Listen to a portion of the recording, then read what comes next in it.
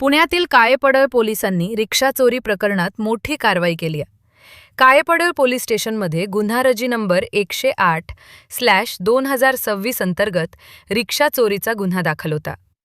या प्रकरणाचा तपास करताना पोलिसांनी रिक्षा चोरी झालेल्या परिसरातील तब्बल 102 सीसीटीव्ही कॅमेऱ्यांचे फुटेज तपासले.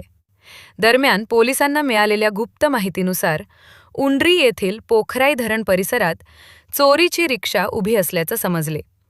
त्यानंतर पोलिसांनी तेथे सापळा रचून रिक्षामध्ये बसलेल्या इस्माला शिताफीने ताब्यात घेतले. ताब्यात घेतलेल्या इस्माचे नाव शादाब युसुफ अन्सारी, वय 25 वर्ष, राहणार हडपसर असे असून तो स्क्रॅप झालेल्या रिक्षांचे नंबर चोरीच्या रिक्षांना लावून त्या वापरत असल्याचे तपासात समोर आले. या कारवाई दरम्यान पोलिसांनी पुण्यातील विविध पोलीस ठाण्यांतील एकूण 5 गुन्हे उघड करत 6 रिक्षा जप्त केल्या आहेत.